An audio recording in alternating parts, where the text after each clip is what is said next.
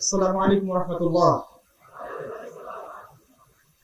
إن الحمد لله نحمده ونستعينه، من يهده الله فلا مضل له ومن يضلل فلا هادي له، ونشهد أن لا إله إلا الله وحده لا شريك له، ونشهد أن محمدا عبده ورسوله، أما بعد.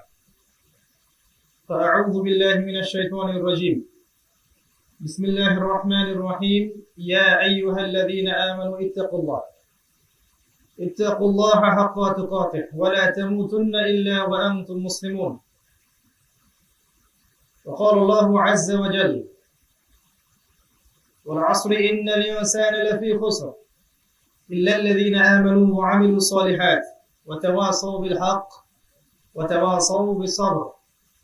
رب اشرح لي صدري ويسر لي أمري واحلل عقدة من لساني يفقه قولي. اللهم فقهنا في الدين وعلمنا التأويل، آمين يا أرحم الراحمين. الحمد لله. যাবতীয় প্রশংসা এবং গুণগান একমাত্র মহিয়ান ও গরিয়ান আল্লাহ সুবহানাহু ওয়া তাআলার জন্য, যে আল্লাহ রাব্বুল আলামিন নাযিল করেছেন মহাবিশ্বয় মহাগ্রন্থ আল কোরআনুল কারীম। যে আল্লাহ পাক আজকে আমাদেরকে সুস্থ শরীরে এই দ্বীনি মজলিসে আসার তৌফিক দান করেছেন। আমরা সবাই শুকরিয়া আদায় করি, বলি আলহামদুলিল্লাহ। যাবতীয় দরুদ এবং সালাত বর্ষিত হোক মহান আল্লাহ প্রেরিত সর্বশেষ নবী এবং চূড়ান্ত নবী, মানবতার মুক্তির দূত মুহাম্মদুর রাসূলুল্লাহ সাল্লাল্লাহু আলাইহি ওয়াসাল্লামের প্রতি। আমরা দরুদ শরীফ পড়ি। আল্লাহুম্মা সাল্লি আলা মুহাম্মদ ওয়া আলা আলি মুহাম্মদ কামা সাল্লাইতা আলা ইব্রাহিম ওয়া আলা আলি ইব্রাহিম ইন্নাকা হামিদুম মাজিদ। আল্লাহুম্মা বারিক আলা মুহাম্মদ ওয়া আলা আলি মুহাম্মদ কামা বারাকতা আলা ইব্রাহিম ওয়া আলা আলি ইব্রাহিম ইন্নাকা হামিদুম মাজিদ। সম্মানিত উপস্থিতি, আপনারা কেমন আছেন? আলহামদুলিল্লাহ আলা কুল্লি হাল। আপনাদের ধৈর্য, ভালোবাসা এবং সম্মানে আমরা অত্যন্ত কৃতজ্ঞ আপনাদের প্রতি। সুদীর্ঘ সময় পর্যন্ত আপনারা ধৈর্য সহকারে বসে আছেন দিনের কিছু কথা শোনার জন্য, জানার জন্য, আমল করার জন্য। মাহফিল যারা অ্যারেঞ্জ করেছেন, এর আয়োজক, এখানে যারা অর্থ দিয়েছেন, সময় দিয়েছেন, শ্রম দিয়েছেন, যারা শ্রোতা হিসেবে এসেছেন, আল্লাহ পাক প্রত্যেককে ইহকালে এবং পরকালে জাযায়ে খায়র দান করুন। শ্রোতা দু প্রকার হয়ে থাকে। আল্লাহ রাব্বুল আলামিন সূরা বাকারার শেষের দিকে বলেছেন, মুমিন যারা, তাদের বৈশিষ্ট্য হচ্ছে তারা বলে সামি'না ওয়া আতা'না, আমরা শুনলাম এবং মেনে নিলাম। এটা মুমিনদের বৈশিষ্ট্য। আর ইহুদ, ইসলামের সবচেয়ে বড় দুশমন, ইহুদের বৈশিষ্ট্য হচ্ছে তারা বলে ক্বালু সামি'না ওয়া আসাইনা, আমরা শুনলাম কিন্তু মানব না। আমরা কোন শ্রেণীর অন্তর্ভুক্ত হতে চাই এই সিদ্ধান্ত আমাদের। আমরা কি শুনবো এবং মানবো, নাকি শুনবো না মানবো না, নাকি শুনবো কিন্তু মানবো না? আল্লাহ তৌফিক দান করুন, আমিন। একটা ঘটনা দিয়ে শুরু করতে চাই। উহুদের যুদ্ধ চলছে 3য় হিজরিতে। নবী সাল্লাল্লাহু আলাইহি ওয়াসাল্লাম সাহাবীদেরকে রণক্ষেত্রে প্রস্তুত করছেন। এর মধ্যে 50 জন সাহাবীকে তিনি বাছাই করলেন, করে বললেন, এই পাহাড়ের টিলার উপরে তোমরা 50 জন থাকবে, তীরন্দাজ, তীর নিক্ষেপ করে। যদি দেখো যুদ্ধে আমরা জয়ী হচ্ছি অথবা পরাজয় বরণ করছি, এমনকি যদি দেখো আমাদের লাশের উপরে পাখি বসে আমাদের গোশত ঠোকরায় ঠোকরায় খাচ্ছে, তারপরেও এই পাহাড়ের টিলা থেকে নামবে না। এটা ছিল আদেশ। কাদের প্রতি? এই 50 জন সাহাবীর প্রতি। এটাই ছিল তাদের দায়িত্ব। তারা প্রশ্ন করেননি কি জন্যে, কেন নামবো না, যদি যুদ্ধে জয় লাভ করি তাহলে কেন নামবো না, গনিমতের মাল নেওয়ার সময় কেন নামবো না। নবীজি বলেছেন নামবে না, বাস নামবে না, সামি'না ওয়া আতা'না। কিন্তু যুদ্ধ শুরু হলো। যুদ্ধের প্রথম দিকে মুসলিমদের অবস্থা খুব ভালো ছিল, এবং আমরা জয়ের প্রায় দ্বারপ্রান্তে পৌঁছে গেছিলাম। কাফের মুশরিকরা যুদ্ধের মাঠ থেকে পলায়ন করছে। কাফেরদের সৈন্য সংখ্যা প্রায় 3000, আরো বেশি। আর আমাদের সৈন্য সংখ্যা মাত্র 700 জন। প্রথমে ছিল 1000 জন, পরে 300 জন মুনাফিক যুদ্ধের মাঠ থেকে পালিয়ে যায়। তারা বলে, আমরা যদি জানতাম এখানে যুদ্ধ বলতে কিছু আছে ইসলামে, তাহলে আমরা ইসলাম কবুল করতাম না। তারা চলে গেল। এটা ছিল যুদ্ধের মাঠে মুসলিমদেরকে আরেকটা বিপর্যয় ফেলা। আপনি সবাই মিলে একটা মিশনে গেছেন, মিশন শুরু হওয়ার আগে দেখলেন সেখান থেকে 30% চলে গেল, তখন আপনার মনোবল কিন্তু ভেঙে যাবে। এদের উদ্দেশ্য মূলত এটাই ছিল। কিন্তু হামজা রাদিয়াল্লাহু আনহু তিনি বীরত্বপূর্ণ একটা ভাষণ দেন এবং তিনি সাহাবীদেরকে সাহস যোগান যে আল্লাহ পাক খুব ভালো করেছেন যে সাদা থেকে কালোকে আল্লাহ আলাদা করে দিয়েছেন, এটাই ভালো হয়েছে। এরপর যুদ্ধ শুরু হয় এবং মুসলিমরা বীর বিক্রমে যুদ্ধ করতে থাকে এবং এক পর্যায়ে যুদ্ধের একদম দ্বারপ্রান্তে পৌঁছে যায়। তখন কাফের মুশরিকরা পলায়ন করা শুরু করে, যুদ্ধের মাঠ থেকে পালানো শুরু করে। আর ওই 50 জন সাহাবী যাদেরকে ওই টিলার উপরে রাখা হয়েছিল, তারা ভাবতে থাকে যুদ্ধ মনে হয় শেষ হয়ে গেছে, এখন গনিমতের মাল সংগ্রহের সময়। এই জন্য আল গনিমা বলে তারা সেখান থেকে নেমে আসে। কিন্তু তাদের নেতা নিষেধ করছিলেন, রাসূল নিষেধ করেছেন এখান থেকে নামবে না, রাসূল নিষেধ করেছেন তোমরা নামবে না সাল্লাল্লাহু আলাইহি ওয়াসাল্লাম। কিন্তু তারা কথা শুনলেন না, ভুল করে ফেললেন। বেশিরভাগ সাহাবী সেখান থেকে নেমে আসলেন, অল্প 3-4-5 জন সাহাবী সেখানে থাকলেন। আর এই সুযোগটা পেয়ে মুশরিকদের অন্যতম সেনাপতি, পরবর্তীতে মুসলিম হয়েছেন, বিখ্যাত সাহাবী হয়েছেন, তার নাম খালিদ বিন ওয়ালিদ রাদিয়াল্লাহু আনহু, যিনি উহুদ যুদ্ধে মুসলিমদের বিপক্ষে ছিলেন। তিনি এমন একজন সাহাবী যিনি জীবনে প্রায় 100-র মতো যুদ্ধ করেছেন, কোন যুদ্ধে তিনি হারেন নাই। যখন অমুসলিম ছিলেন তখনও হারেন নাই। আল্লাহ পাক পরবর্তীতে তার নাম দিয়েছেন সাইফুল্লাহ, আল্লাহর তরবারি। আল্লাহর তরবারি কখনো ভাঙে না। তো খালিদ বিন ওয়ালিদ রাদিয়াল্লাহু আনহু এই সুযোগটা পেয়ে ঘোড়সাওয়ারদেরকে নিয়ে পিছন দিক থেকে আক্রমণ করলেন মুসলিমদের। যেহেতু তীরন্দাজরা সেখানে ছিল না, তাদেরকে আটকানো গেল না। এখন মুসলিমরা মাঝখানে, কাফেররা পালাচ্ছিল। যখন দেখলো খালিদ বিন ওয়ালিদ পিছন থেকে আক্রমণ করেছে, তখন তারা আবার ব্যাক করা শুরু করলো। মুসলিমরা মাঝখানে, পিছন থেকে খালিদ বিন ওয়ালিদ, আর সামনে থেকে মুশরিকরা, মুসলিমরা মাঝখানে। এবার মুসলিমদের কচু কাটা করা শুরু হলো। একে একে দেখতে দেখতে 70 জন সাহাবী শহীদ হয়ে গেল। বড় বড় সাহাবী, যে যুদ্ধে আমরা জয়লাভ করে ফেলেছি, অলরেডি অলমোস্ট জয়লাভ করে ফেলেছি। তারা পালিয়ে যাচ্ছিল, কিন্তু একটা ভুলের কারণে, শুধু একটা ভুলের কারণে, নেতার আদেশ অমান্য করার কারণে এই পরিণতি কি হলো? বড় বড় সাহাবীরা শহীদ হয়ে গেলেন, ইনক্লুডিং হামজা রাদিয়াল্লাহু আনহু, তিনিও শহীদ হয়ে গেলেন। আনসারী সাহাবীদের মধ্যে বড় বড় সাহাবীরা শহীদ হয়ে গেলেন।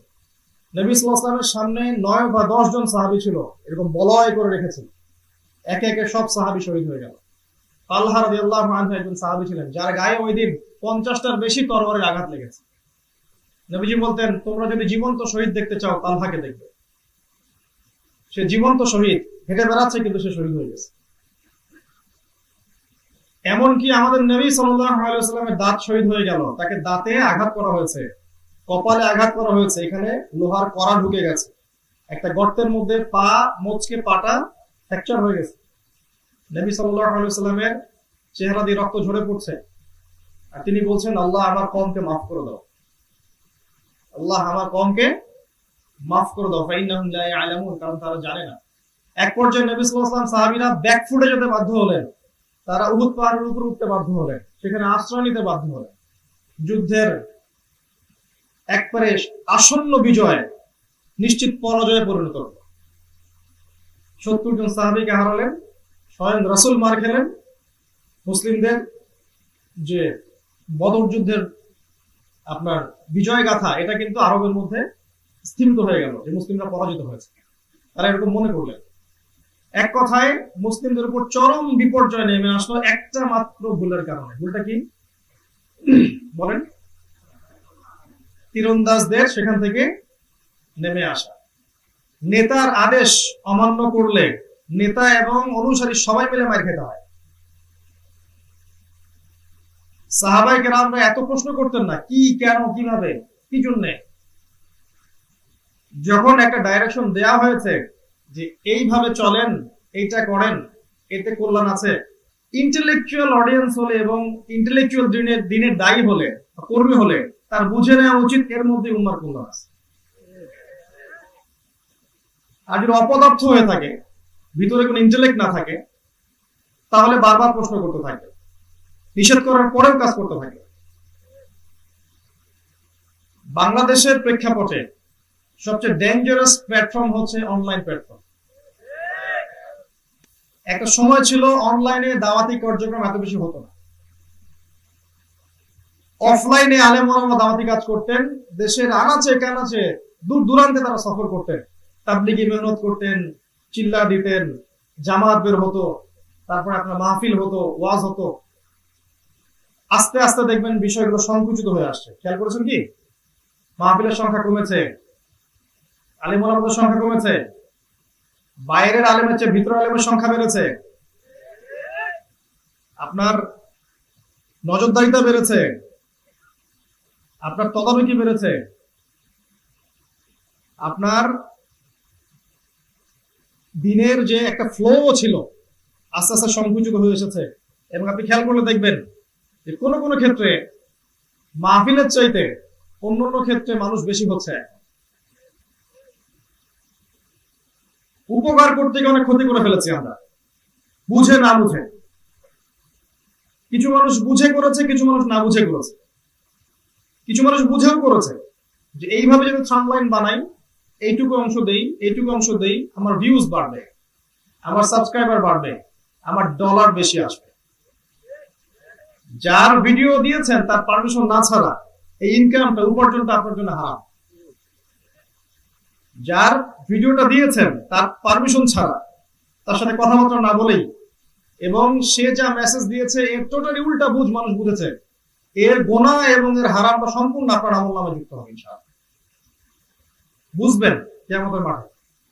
আল্লাহ পাক সূরা হুজুরাতে বলেছেন, ইয়া আইয়ুহাল্লাযীনা আমানু, হে মুমিনগণ, ইন জাআকুম ফাসিকুম বিনাবাইন ফাতাবায়ানু, তোমাদের কাছে যদি কোনো খবর এসে পৌঁছায়, আগে খবরটাকে যাচাই বাছাই করবে, জাস্টিফাই করবে, তারপরে কোনো সিদ্ধান্তে যাবে। আর ইসলামের দুশমনরা এত কিছু ভাবতে যাবে না। তারা দেখবে সামনে কি আসছে, সামনে একটা ইস্যু তৈরি করে দিয়েছেন, ওই ইস্যুটা দিয়ে তারা তাকে হ্যারাস করে ফেলবে। কথাগুলো বলতে হয় মাহফিলে গিয়ে গিয়ে এখন, কারণ অনেক কিছু আপনারা বোঝেন না। দিন, আমার কথা শোনেন, দিন আবেগের নাম নয়, দিন বুঝ, আকীদা, আমল, বিবেকের নাম, সুসংগঠিত পদ্ধতির নাম। একদিনের জলসার নাম দিন না, 365 দিনের ইবাদতের নাম দিন। এক বেলার মাহফিলের নাম দিন নয়, সারা বছর ফজরের নামাজ জামাতে পড়তে হবে, এটা দিন। একদিন ঈদ করব, এটা দিনের উৎসব। সালাত, সিয়াম, হজ, যাকাত, কালিমা, এগুলো দিন। দিন আবেগের নাম নয়, দিন আই ওয়াশের নাম নয়, দিন শোডাউন করার নাম নয়। নবী সাল্লাল্লাহু আলাইহি ওয়াসাল্লাম 23 বছর দিন রাত পরিশ্রম করে দিনটাকে গড়ে তুলেছেন। কাজের কাজ নাই, দেখবেন কাজের কাজ দেখাবো। হাত উঁচু করেন, কতজন ব্যক্তি জীবনে একবার আল কোরআন শুরু থেকে শেষ পর্যন্ত পড়েছেন? একবার, অর্থসহ। অর্থসহ। এই যে এটা হচ্ছে বাস্তবতা। আপনারা দেখলেন নবী সাল্লাল্লাহু আলাইহি ওয়াসাল্লামের জীবনী মোবারক জীবনে একবার কে পড়েছেন? হাত উঁচু করেন। আপনারা কি হাতগুলোর সংখ্যা দেখতে পাচ্ছেন? মুসলিমদের বর্তমানে সবচেয়ে বড় সমস্যা হচ্ছে অজ্ঞতা, পড়াশোনা না করা। তার চেয়ে বড় সমস্যা হচ্ছে জানা অনুযায়ী আমল না করা, পরিশুদ্ধতা অর্জন না করা, ধারাবাহিক কোন প্রসেসের মধ্য দিয়ে না যাওয়া, শুধু আবেগ দেখানো, এগুলো মুসলিমদের সমস্যা। অনৈক্য, বিভেদ, এগুলো মুসলিমদের সমস্যা। টেকনোলজির সঠিক ব্যবহার মুসলিমরা জানে না, এটা আমাদের সমস্যা। ইহুদি খ্রিস্টান যে ট্র্যাপ সৃষ্টি করে রেখেছে, ওই ট্র্যাপে পা দিয়ে আপনি দিন প্রচার করছেন, জানেন? ইহুদি খ্রিস্টানদের ট্র্যাপে পা দিয়ে দিন প্রচার করছি আমরা। আমাদের স্বতন্ত্র কোনো প্ল্যাটফর্ম নাই, ঘুরে ফিরে ওখানে যেতে হচ্ছে। অনেকে বলতে পারেন যে এখানে কল্যাণও তো আছে, আমি অস্বীকার করছি না। কিছু কিছু কল্যাণ অবশ্যই আছে, তবে কল্যাণের চেয়ে অকল্যাণের পরিমাণ নিঃসন্দেহে বেশি, যেটা আমরা এখন বাস্তব দেখতে পাচ্ছি। বহু ওলামায়ে কেরাম হ্যারেস হয়েছেন ফেসবুক ইউটিউবিং এর কারণে, এবং তারাও জানতেন না ব্যাপারটা, সবাইকে অ্যাক্সেস দেওয়া উচিত নয়। সবাই সঠিক একই মানসিকতায় সবাই এক কাজ করে না, এক এক মানুষ এক এক মানসিকতায় কাজ করে।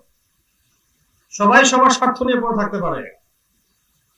খালেস ভাবে হয়তো একজন আলেম দিন প্রচার করছেন, তার ওই বক্তব্যকে নিয়ে গিয়ে দেখবেন বিভিন্ন সাইডে বিভিন্ন ভাবে দিয়ে দিয়েছে, যে যে মতাদর্শের সেই মতাদর্শের অংশটুকু দিয়ে দিয়েছে। তখন সেই আলেমকে ডাকা হচ্ছে, আসেন শ্বশুর বাসায় আসেন, আপনার সাথে কথা আছে, আসেন, 7 দিন থাকতে হবে।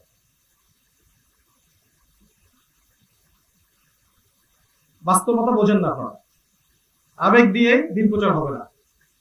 স্মার্ট হন, পড়াশোনা করেন, মাঠে ময়দানে দিনের কাজ করেন, নামাজে দিনের কাজ করেন, নামাজের পরে তালিমে বসে দিনের কাজ করেন, জুমার খুতবায় দিনের কাজ করেন, সময় দেন আল্লাহর পথে, মাদ্রাসা গড়ে তোলেন, ভালো প্রতিষ্ঠান গড়ে তোলেন, ভালো মক্তব, ভালো মসজিদ গড়ে তোলেন, ভালো শিক্ষা প্রতিষ্ঠান গড়ে তোলেন, কনস্ট্রাকটিভ কাজ করেন, যেগুলো করলে দীর্ঘস্থায়ী কল্যাণ থাকে। আরো বলি, জানা অনুযায়ী আমল করতে চেষ্টা করুন, আত্মশুদ্ধি অর্জন করার চেষ্টা করুন, উলামায়ে কেরামের সোহবতে থাকার চেষ্টা করেন, হালাল রিজিক খান, আদর্শ পরিবার গড়েন, নিজের সাধ্য মতো দিনের দাওয়াতি কাজ করতে থাকেন। দাওয়াতি কাজ করার সময় স্মার্ট হন, আনস্মার্ট কাজ করবেন না, আবেগে কাজ করবেন না, বুঝে শুনে কাজ করেন। আর সবসময় নেতার আনুগত্য করতে শিখুন, বা যারা বুঝবান তাদের কথার মূল্যায়ন করতে শিখুন। নিঃসন্দেহে তারা যেটা কথা বলছে বুঝে শুনেই বলছে, হয়তো তার বুঝ আপনার চেয়ে বেশি, কথা মেনে নেন, বুঝতে পারবেন, উম্মার কল্যাণ হবে। না হলে উহুদ পাহাড়ের মতো অবস্থা হবে, নিজেও মার খাবেন, নেতাকেও মার খাওয়াবেন।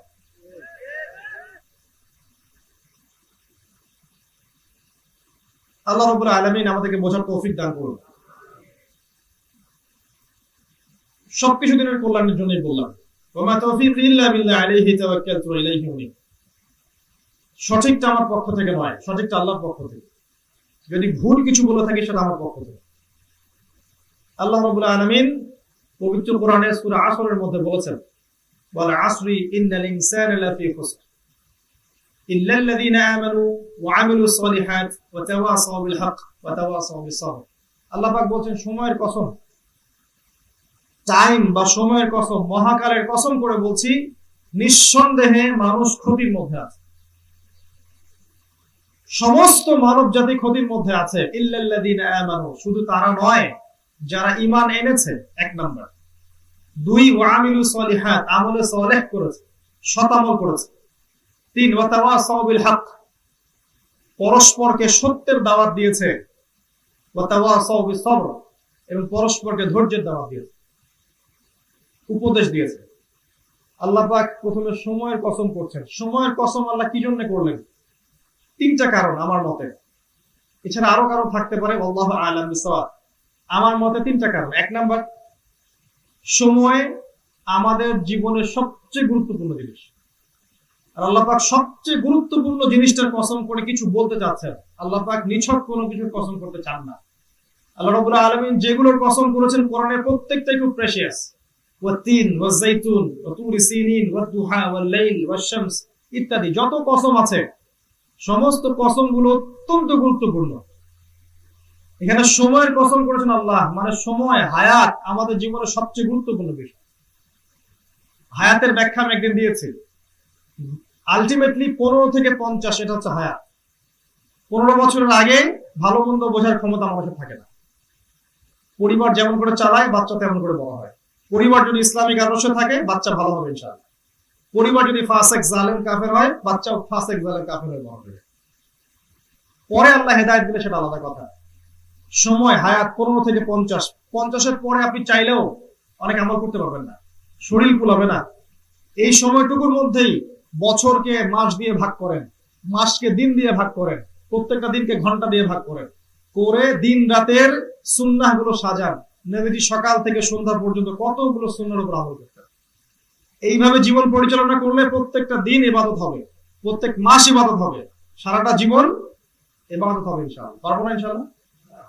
সময়কে মূল্যায়ন করতে হবে, কারণ কিয়ামতের মাঠে ওঠার সাথে সাথেই আরো 5টা প্রশ্ন হবে। কবরে 3টা, কিয়ামতের মাঠে আরো 5টা, মোট 8টা প্রশ্ন। ওই কিয়ামতের মাঠের 5টার মধ্যে প্রথমটা হচ্ছে তোমার পুরো জীবন কোন কাজে ব্যয় করেছো। একটা হবে তোমার যৌবন কোন কালে ব্যয় করেছো। জীবন, যৌবন, কোন পথে সম্পদ উপার্জন করেছো, কোন পথে সম্পদ ব্যয় করেছো, আর জানা অনুযায়ী আমল করেছিলে কিনা। 5টা প্রশ্ন। আর কবরের 3টা তো জানেন, রবকে, দিন কি, নবী, নবীকে। অনেকদিন বলেছি পৃথিবীতে যারা আল্লাহর সাথে শিরক করবে, শিরক করা অবস্থায় মারা যাবে, তারা মান রব্বুক প্রশ্নের উত্তর দিতে পারবে না। পৃথিবীতে যারা দিন ইসলামকে সঠিকভাবে গ্রহণ করবে না, ঠাট্টার ছলে গ্রহণ করবে, হেলায় খেলায় সময় পার করবে, এরা মা দিন উকা প্রশ্নের উত্তর দিতে পারবে না। পৃথিবীতে যারা রাসূলুল্লাহ সাল্লাল্লাহু আলাইহি ওয়াসাল্লামের আদর্শ মেনে চলবে না, পরকালে মান নবিয়ুকা এই প্রশ্নের উত্তর দিতে পারবে না। যারা 3টা পারবে তাদের বৈশিষ্ট্য হচ্ছে তারা শিরক করবে না, তাওহীদপন্থী হবে, ইসলামকে আত্মসমর্পণ করে ফলো করবে, নিজের প্রবৃত্তি মতো না, মন করা হবে না। আর তারা রাসূলুল্লাহ সাল্লাল্লাহু আলাইহি ওয়াসাল্লামের আদর্শের উপর অটল থাকবে, তারা ইনশাআল্লাহ 3টার উত্তর দিতে পারবে। তখন আরেকটা প্রশ্ন করা হবে, কিভাবে তুমি জানলে এগুলো? 4 নম্বর প্রশ্ন হবে। সে বলবে ক্বরাআতু কিতাবাল্লাহ ফাআলিমতু, আমি আল্লাহর কিতাব পড়েছি তারপর জেনেছি। সুবহানাল্লাহ। এখানকার 3টা, হাসরের মাঠে 5টা। এর মধ্যে একটা ইম্পর্টেন্ট প্রশ্ন হচ্ছে সময় কোন কাজে ব্যয় করেছো। বলে আসরি, সময়ের কসম। বুঝতে পারছেন? এই জন্য সময় কসম। আল্লাহ পাক কসম করেছেন, তাই বলে আপনার আমার জন্য কিন্তু আল্লাহ ছাড়া অন্য কারো নামে কসম করা জায়েজ নাই। মনে থাকবে, আমাদের জন্য আল্লাহ ছাড়া অন্য কারো নামে কসম করা জায়েজ নাই। আগুনের কসম, বজ্র শপথ, অগ্নি শপথ, ঠিক আছে, তারপরে মাটির শপথ, মায়ের শপথ, বাবার শপথ, স্ত্রীর শপথ, আপনার গার্লফ্রেন্ডের শপথ, কোন শপথ আমাদের করা জায়েজ নাই। কামান হালাফা বিগাইরি ইসমিল্লাহি ফাকাদ কাফার, হাদিস কিতাবুত তাওহীদ বইয়ের মধ্যে আছে। যে ব্যক্তি আল্লাহ ছাড়া অন্য যে কোনো সত্তার নামে কসম করবে, সে ব্যক্তি কুফরি করলো, শিরক করলো। শিরক নিয়ে অনেকদিন বলেছি, আল্লাহ ছাড়া অন্য কারো ইবাদত করলে শিরক হবে, আল্লাহ ছাড়া অন্য কাউকে সিজদা করলে শিরক হবে, আল্লাহ ছাড়া অন্য কারো নামে নজর মানত করলে শিরক হবে, আল্লাহ ছাড়া অন্য কারোর কাছে দোয়া করলে শিরক হয়, আল্লাহ ছাড়া অন্য কারো ইবাদত করলে শিরক হয়, আল্লাহ ছাড়া অন্য কারো নামে যে কসম করলে শিরক হয়, তাকদীরকে অস্বীকার করলে শিরক হয়, আল্লাহর হালালকে হারাম করলে শিরক হয়, আল্লাহর হারামকে হালাল করলে শিরক হয়। অনেক শিরকের ক্যাটাগরিজ আছে। জ্যোতিষীর কাছে গিয়ে ভাগ্য জিজ্ঞাসা করলে শিরক হয়, টিয়া পাখি দিয়ে ভাগ্য পরীক্ষা করলে শিরক হয়, এই যে আংটিটা পড়েছেন রোগ ভালো হয়ে যাবে এই আকীদা নিয়ে পড়লে শিরক হয়। অনেক ক্যাটাগরিজ আছে। শিরক মুক্ত তাওহীদে থাকতে হবে। আল্লাহই খাওয়ান, আল্লাহই পড়ান, আল্লাহই বাঁচান, আল্লাহই মারেন, আল্লাহই ভালোর মালিক, আল্লাহই মন্দের মালিক, সবকিছু করতে হয় আল্লাহ থেকে, কারো কোনো ক্ষমতা নাই। তাওহীদ যখন এখানে আপনি মধ্যস্থতা করবেন বা কোন একটা বিষয়কে শরীক করে ফেলবেন, শিরক হয়ে যাবে। আর আমি বলেছি অনেক দিন, অনেক লেকচারে, যে 999টা মানুষ জাহান্নামে যাবে কিয়ামতের মাঠে। প্রতি 999টা মানুষ কিয়ামতের দিন জাহান্নামে যাবে, যাদের আমল নামায় শিরকের পাপ থাকবে। আর যার আমল নামায় শিরকের পাপ নাই, সুদের পাপ আছে, ঘুষের পাপ আছে, নাউজুবিল্লাহ জিনার পাপ আছে, চুরি করেছে, মদ খেয়েছে, নামাজ পড়ে নাই, অনেক বড় বড় কবিরা গুনাহ করেছে, আল্লাহ যদি চান সমস্ত গুনাহ মাফ করতে পারেন। কিন্তু আল্লাহ বলেছেন ইন্নাল্লাহা লা ইয়াগফিরু আন ইউশরাকা বিহি, আল্লাহ পাক তার সাথে শিরকের গুনাহ মাফ করবেন না। ওয়া ইয়াগফিরু মা দুনা যালিকা লিমান ইয়াশা, আর আল্লাহ পাক শিরক ছাড়া যে কোনো গুনাহ যাকে ইচ্ছা মাফ করতে পারেন। শিরক থেকে তওবা করেন, আমার সাথে তওবা করেন, বলেন আস্তাগফিরুল্লাহাল্লাযী লা ইলাহা ইল্লা হুয়াল হাইয়ুল কাইয়্যুম ওয়া আতুবু ইলাইহি। আবার বলেন আস্তাগফিরুল্লাহাল্লাযী লা ইলাহা ইল্লা হুয়াল হাইয়ুল কাইয়্যুম ওয়া আতুবু ইলাইহি। আরেকবার বলেন আস্তাগফিরুল্লাহাল্লাযী লা ইলাহা ইল্লা হুয়াল হাইয়ুল কাইয়্যুম ওয়া আতুবু ইলাইহি। এই দোয়াটা 3 বার যে পড়বে, সেই ব্যক্তি যদি যুদ্ধের মাঠ থেকেও পালিয়ে যায়, আল্লাহ পাক তাকে মাফ করে দিবেন ইনশাআল্লাহ। তওবার শর্ত আবার 3টা। পাপ ছেড়ে দিতে হবে 1 নাম্বার, 2 নাম্বার আর কখনো জড়াবো না এই সংকল্প করা, 3 নাম্বার পাপ যা করেছি তার জন্য অনুতপ্ত থাকা। এই 3টা শর্ত। আর একটা শর্ত আছে, যদি অন্যের হক নষ্ট করে থাকেন, কারো টাকা নিয়েছেন, লুটপাট করে খেয়েছেন, সরকারি ত্রাণ লুটপাট করে খেয়েছেন, রিলিফের মাল লুটপাট করে খেয়েছেন, জনগণের হক নষ্ট করেছেন, বোনের হক দেন নাই, স্ত্রীর হক দেন নাই, তারপরে গালি দিয়েছেন, গীবত করেছেন, দুর্নীতি করেছেন, মানে মানুষের সাথে রিলেটেড ব্যাপার, হাক্কুল ইবাদ যেটা আমরা বলি, ঠিক আছে? এমনকি কাউকে চড়থাপ্পড় দিয়েছেন বিনা অপরাধে, এদের কাছে যতক্ষণ মাফ না নিচ্ছেন ওই পাপটা মাফ হবে না। Full stop. জনগণের কাছে বা হাক্কুল ইবাদ যার সাথে সম্পৃক্ত, ওর কাছে যতক্ষণ ক্ষমা না নেওয়া হবে ততক্ষণ পর্যন্ত এই পাপটা মাফ হবে না। কি হবে তাহলে কিয়ামতের মাঠে? আপনার নেকি তাকে দিয়ে পরিশোধ করতে হবে। নেকি দিতে দিতে শেষ হয়ে গেলে তার গোনা আপনার কাঁধে চলে আসবে। বলেন নাউযুবিল্লাহ। এদেরকে নবীজি বলেছেন সবচেয়ে বড় মিসকিন। সবচেয়ে বড় মিসকিন এরা, যারা উহুদ পাহাড়ের সমান নেকি নিয়ে উঠবে, কিন্তু দেখবে অনেক পাওনাদার দাঁড়ায় আছে কিয়ামতের মাঠে। কারো হক নষ্ট করেছে, কাউকে গালি দিয়েছে, কারো গীবত করেছে, কাউকে তহমত দিয়েছে, কাউকে অপবাদ দিয়েছে, কাউকে অন্যায়ভাবে প্রহার করেছে, কারো সম্পত্তি লুটপাট করে খেয়েছে। এই মানুষগুলো দাঁড়ায় থাকবে কিয়ামতের মাঠে যতক্ষণ না ওদের হক আদায় করা হচ্ছে। সময়ের কসম করে আল্লাহ পাক বোঝাতে যাচ্ছেন, সময় সবচেয়ে ইম্পর্টেন্ট জিনিস আমাদের জীবনে, আর আমরা শুধু আল্লাহর নামেই কসম করবো আর কারো নামে কসম করবো না। করলে কি হবে ভাই? শিরক হবে, কুফরি হবে। আরেকটা ভাগ আল্লাহ পাক মেসেজ দিচ্ছেন, সেটা হচ্ছে অতীতের দিকে তাকাতে বলছেন আল্লাহ রাব্বুল আলামিন। সময়ের কসম, হিস্ট্রির কসম, মহাকালের কসম। আপনি ইতিহাস ঘেটে দেখেন, প্রত্যেক যুগে যুগেই যারাই আল্লাহর অবাধ্য হয়েছে, আল্লাহ পাক তাদের কাউকে অবকাশ দেন নাই, ধ্বংস করে দিয়েছে। আল্লাহ পাকের এই সুন্নতের কোনো পরিবর্তন নাই। আমি মিলা দেখাচ্ছি।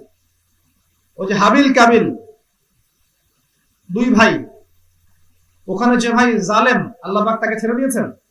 ছাড়েন নাই। নূহ আলাইহিস সালামের যুগে চলে যান, 950 বছর দাওয়াত দেওয়ার পর যে মানুষগুলো ইসলাম কবুল করে নাই, আল্লাহ পাক ছেড়ে দিয়েছেন? নদীতে ডুবিয়ে, সাগরে ডুবিয়ে, পানি দিয়ে ধ্বংস করে দিয়েছে। আর যে মানুষগুলা ঈমান এনেছে, আল্লাহ পাক তাদেরকে নাজাত দিয়েছে। চলে যান আদ জাতির যুগে, বড় বড় মানুষ আদ জাতি পাহাড় কেটে বাড়ি নির্মাণ করত, অনেক দাওয়াত দেওয়া হয়েছে, দাওয়াত কবুল করে নাই, আল্লাহ পাক ধ্বংস করে দিয়েছে। চলে যান সামুদ জাতির যুগে, সালেহ আলাইহিস সালামের যুগে, ওরাও বড় বড় জাতি, মানুষগুলো ছিল তাল গাছের সমান সমান, পাহাড় কেটে বাড়ি নির্মাণ করত। আল্লাহ পাক এদেরকে বজ্রনিনাদ, বজ্রপাত দিয়ে ধ্বংস করে দিয়েছেন। প্রচন্ড শব্দ ধ্বংস হয়ে গেছে। রাজধানী ধ্বংস হয়েছে বাতাস দিয়ে, ঘূর্ণিঝড় দিয়ে। চলে যান লুতের কওমে, সমকামী ছিল, ছেলে ছেলের সাথে নাউযুবিল্লাহ জানা করত। আল্লাহ পাক ওদেরকে তুলে আকাশ থেকে মাটিতে ফেলে দিয়েছে। ইব্রাহিমের যুগে যান, ওই যে নমরুদ, ইব্রাহিমের কথা শুনলো না, আল্লাহ পাক ধ্বংস করে দিলেন। মুসার যুগে যান, ফিরআউন, এই বিশ্বের সবচেয়ে বড় কাফের, মুসা আলাইহিস সালামের দাওয়াত কবুল করলো না, আল্লাহ পাক সদল বলে নদীতে ডুবিয়ে দিলেন, সাগরে।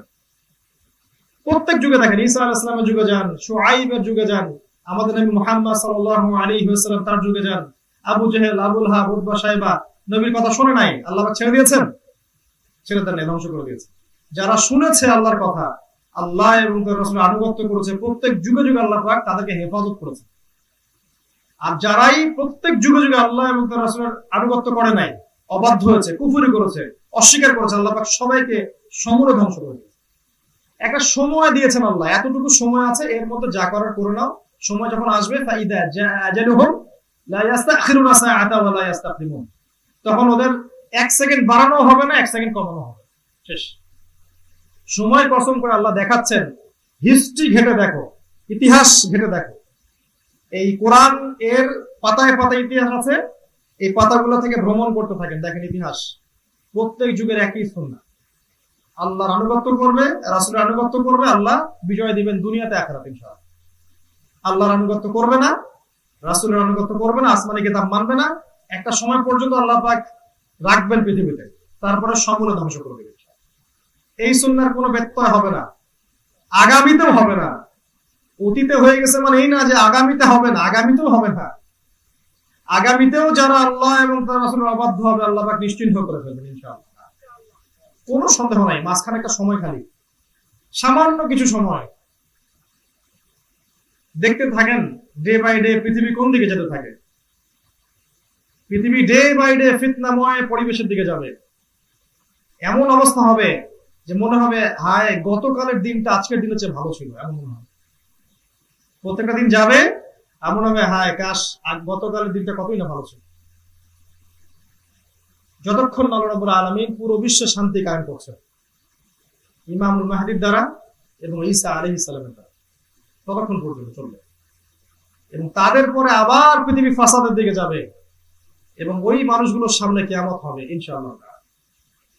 সময়ের কসম করে আল্লাহ পাক এগুলো ঘাটতে বলছেন। আরেকটা মেসেজ আল্লাহ দিচ্ছেন সময়ের কসম করে, স্পেশালি আমাদের জন্য যারা শেষ জামানায় বাস করছি, তাদের ফিতনা অন্য যুগের চেয়ে বেশি হবে। কারণ এই যুগে প্রত্যেকটা ফিতনা একটা মালা ছিঁড়ে গেলে যেমন পুঁথিগুলো টপ করে পড়তে থাকে, এইভাবে একটা একটা করে ফিতনা আমাদের উপর পড়তে থাকে।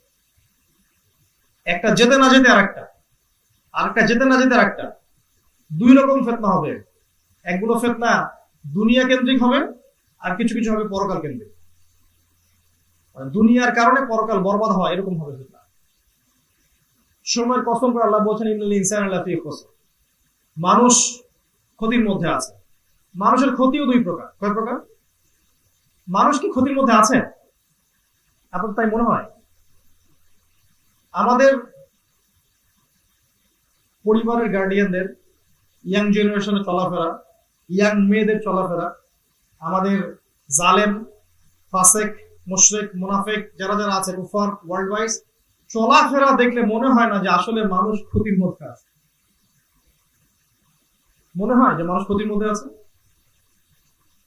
এমন ভাবে সে চলাফেরা করছে মনে হচ্ছে সে কখনো মারা যাবে না।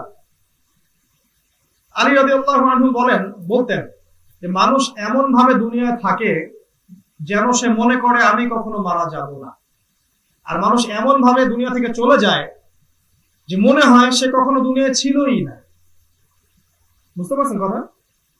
আলী ইবনে আবি তালিব রাদিয়াল্লাহু আনহু এই কথা বলতেন। তো আমাদের চলাফেরা দেখলে ভাই আসলে মনে হয় না যে আসলে আমরা ক্ষতির মধ্যে আছি। আমাদের ক্ষতি দুই প্রকার, ইহকালীন ক্ষতি, পরকালীন ক্ষতি। ইহকালীন ক্ষতি কেমন? বিশ্বের দিকে তাকিয়ে দেখেন প্রত্যেকটা সেক্টর, পলিটিক্যাল সেক্টর, অর্থনৈতিক সেক্টর, পারিবারিক সেক্টর, সামাজিক সেক্টর, শিক্ষা সেক্টর, ব্যক্তিগত সেক্টর, প্রতিটা ক্ষেত্রে দেখবেন যত ফাসাদ আর ফিতনা তার মূল কারণ হচ্ছে মানুষ। গরু, ছাগল, হাঁস, মুরগি, গবাদি পশু কোনো ফিতনা করে না। মূল কারণ কে? মানুষ। কথাটা আমার না, আল্লাহর কথা অনুবাদ করছে। সূরা রুমে চলে যান 41 নম্বর আয়াতে, যাহারাল ফাসাদু ফিল বাররি ওয়াল বাহরি বিমা কাসাবাত কি আইদিন নাস। এই যে মানুষের হাতের কামাই, জলে স্থলে যত বিপর্যয় ছড়িয়ে পড়েছে এগুলো কার হাতের কামাই? মানুষের। আল্লাহ বলেছেন এই কথা, আপনি ডিনাই করতে পারবেন না নিশ্চয়ই। আর যদি আল্লাহর কথা ডিনাই করতে চান তাহলে কিয়ামতের মাঠে আল্লাহর বিরুদ্ধে মামলা দিয়েন, তাই না? কিয়ামতের মাঠে উঠে বলেন যে আল্লাহ আপনি এগুলো কেন বলছেন, আপনি ভুল বলছেন। এটা একটা ক্ষতি। একটা ক্ষতি পরকালীন ক্ষতি। দেখেন মানুষ একমাত্র প্রাণী যার সামনে মালাকুল মউত অপেক্ষা করছে, জিন এবং মানুষ। অন্যান্য প্রাণীদের মৃত্যু আর আমাদের মৃত্যু এক না। অন্যান্য প্রাণীদের মৃত্যুর পরের বারজাখ নাই, আছে? আমাদের বারজাখ আছে, কবর আছে, প্রশ্নোত্তর পর্ব আছে। কবর হবে জান্নাতের টুকরা বা জাহান্নামের টুকরা। এগুলো কি হাঁস, মুরগি, গরু, ছাগলের আছে? নাই। ওয়া মা খালাকুল জিন্না ওয়াল ইনসা ইল্লা লিয়াবুদুন। জিন আর মানুষকে আমি শুধু আমার ইবাদতের জন্য সৃষ্টি করেছি, এদের জন্যই জান্নাত জাহান্নামের ফয়সালা। মানুষের সামনে অপেক্ষা করছে মৃত্যু। ওই যে দেখেন বয়স হয়ে গেছে 40, 50, 60, 70, আপনার চায়ের দোকানে বসে বসে ক্যারাম বোর্ড খেলছে, কোনো ফিকির নাই যে একটা পা চলে গেছে কবর হলে। ইয়াং জেনারেশন এখন ধাপ মারা যাচ্ছে না অনেকে। ইয়াং জেনারেশন দেখেন অফুরন্ত সময় হাতে, ওই যে গেম খেলছে, লুডু খেলছে, ইয়াবা খাচ্ছে, মাদক নিচ্ছে, গার্লফ্রেন্ডের জন্য আত্মহত্যা পর্যন্ত করছে, পর্নোগ্রাফি দেখছে, কি না করছে, মাস্তানি করছে, গুন্ডামি করছে, পলিটিক্যাল পাওয়ার অ্যাচিভ করার জন্য 2-4 টাকা খুন করতেও দ্বিধাবোধ করছে না, কত কি না করছে। মনে হচ্ছে যে সামনে কোনো ক্ষতি নাই, অথচ এই মানুষটা মারা যাবে কদিন পরে। যাবে না? কেউ থাকবে? দুইটা চিন্তা মানুষের মনের মধ্যে নূর নিয়ে আসে, কবরের চিন্তা, মৃত্যুর চিন্তা মানুষের মনের মধ্যে নূর নিয়ে আসে। আরেকটা কাজ, মনে নূর নিয়ে আসে। নূর মানে বোঝেন আলো, আল্লাহর পক্ষ থেকে আলো আসে। যখন আল্লাহর পক্ষ থেকে মনের মধ্যে আলো আসবে তখন আপনার দৃষ্টি, আপনার কথা, আপনার শ্রবণ শক্তি সব ডিফারেন্ট হবে। 8-10টা গবাদি পশুর মতো হবে না। আপনি এমন কিছু শুনবেন যে মানুষ শুনতে পারছে না। আপনি এমন কিছু বুঝবেন যে মানুষ বোঝে না, আপনি এমন কিছু দেখবেন যে মানুষ দেখতে পাচ্ছে না, আপনি মনের চোখ দিয়ে দেখবেন, মনের কান দিয়ে শুনবেন, তখন কলব দিয়ে দেখবেন, আপনার ভিশন, বাসিরা, নূর, এগুলো আপনার আল্লাহর পক্ষ থেকে আসবে। আরেকটা কাজ বলছি, কোরআন তেলাওয়াত, বেশি বেশি কোরআন তেলাওয়াত গবেষণা যারা করে, মনের মধ্যে আল্লাহর পক্ষ থেকে নূর নাজিল হবে। আপনি ওই নূর দিয়ে দেখবেন। আল্লাহ বলেছেন, হাদিসের মধ্যে বলেছেন, কিয়ামতের মাঠে মুমিনদের সাথে নূর চলবে। ইয়াউমা তারাল মুমিনিনা ওয়াল মুমিনাত ইয়াসআ নূরুহুম বাইনা আইদিহিম ওয়া বিআইমানিহিম। হে নবী, আপনি দেখবেন কিয়ামতের মাঠে মুমিনদের সামনে এবং ডান দিকে নূর ছুটতেছে, আলো ছুটতেছে। ওই দিন কোনো আলো থাকবে না। কাফের মুশরিকরা ওই দিন বলবে যে আমাদেরকে একটু নূর দাও তোমাদের পক্ষ থেকে, তোমাদের নূর থেকে একটু আমাদেরকেও দাও, আমরা কি তোমাদের সাথে ছিলাম না? মুমিনরা জবাব দিবে, তোমরা আমাদের সাথে ছিলে ঠিকই, কিন্তু দুনিয়ার জীবন তোমাদেরকে প্রতারিত করেছিল, আজকে তোমাদের জন্য কোনো নূর নাই। নূর আসতে হলে মৃত্যুর চিন্তা করতে হবে, কবরের ফিকির করতে হবে, এবং কোরআন তেলাওয়াত বেশি বেশি করতে হবে। পারবো না ইনশাআল্লাহ ভাই? ইনশাআল্লাহ। তো যেটা বলতে গিয়ে কথাটা আসলাম, যে আমাদের সামনে ক্ষতি আছে। ক্ষতিটা কি? মৃত্যুর ক্ষতি আছে, হিসাব দিতে হবে, কবরের প্রশ্ন হবে, কিয়ামতের মাঠে দাঁড়াতে হবে, ডান হাত বা বাম হাতে আমলনামা আসবে, আমলনামা ছুড়ে দেয়া হবে। আল্লাহ পাক নিজে বলবেন, ইকরা কিতাবাক, তুমি তোমার খাতা এখনই পড়ো আমার সামনে, কাফা বিনাফসিকা আল-ইয়াওমা আলাইকা হাসিবা, আজকে তুমি তোমার হিসাব নেওয়ার জন্য যথেষ্ট। পুলসিরাত পার হতে হবে, ইয়া নাফসি ইয়া নাফসি সবাই করতে থাকবে। এগুলো কাদের জন্য অপেক্ষা করছে ভাই? আমরা এই ইসলামিক মাহফিলগুলো থেকে এই বার্তা পৌঁছাতে চাই চট্টগ্রাম সবার কাছে, বিশ্ব নেতা থেকে শুরু করে ব্যক্তি পর্যন্ত সবার কাছে, যে কুল্লু নাফসিন যায়িকাতুল মাউত, প্রত্যেকটা নাফসকে মৃত্যুর স্বাদ গ্রহণ করতে হবে।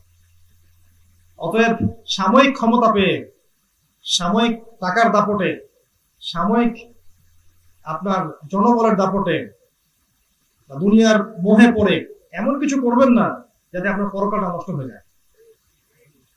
আল্লাহ পাক সব দেখছেন, ইন্নাল্লাহা সামিআন বাসীর, আল্লাহ পাক সব শুনছেন এবং সব দেখছেন।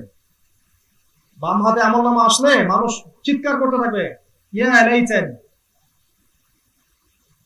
ওয়া আম্মা মান উতিয়া কিতাবাহু বিশিমালিহি, যার বাম হাতে আমলনামা আসবে, ইয়াকুলু ইয়া লাইতানি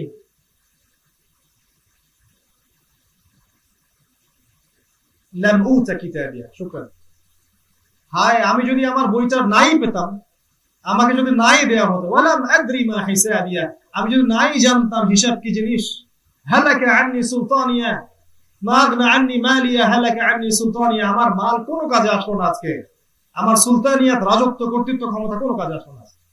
খুজুহু ফাগুল্লু, আল্লাহ বলকে ধরো এবং বাঁধো, সুম্মাল জাহিমা সাল্লু, এবং জাহিমের দিকে নিয়ে যাও। তো কোরআনের কাছে আসলে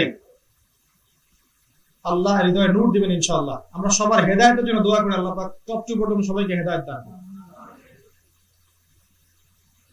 মানুষের সামনে ক্ষতি আছে ভাই, আল্লাহ পাক এটাই বলছেন যে মানুষের সামনে ক্ষতি অপেক্ষা করছে, প্রত্যেকটা মানুষের সামনে। তবে ইল্লাল্লাযীনা আমানু ওয়া আমিলুস সালিহাতি ওয়া তাওয়াসাউ বিল হক ওয়া তাওয়াসাউ বিস সাবর, এই চারটা কাজ যারা একসাথে করতে পারবে ইনশাআল্লাহ তারা ক্ষতিমুক্ত থাকবে, মানে আরশের ছায়া ছায়া পাবে, জান্নাতে যাবে, নবীর হাতের পানি পান করবে হাউজে কাউসারে, তারা ইনশাআল্লাহ নবীর সুপারিশ পাবে, ডান হাতে আমলনামা পাবে, ইনশাআল্লাহ তারা ফেরদৌসে যাবে।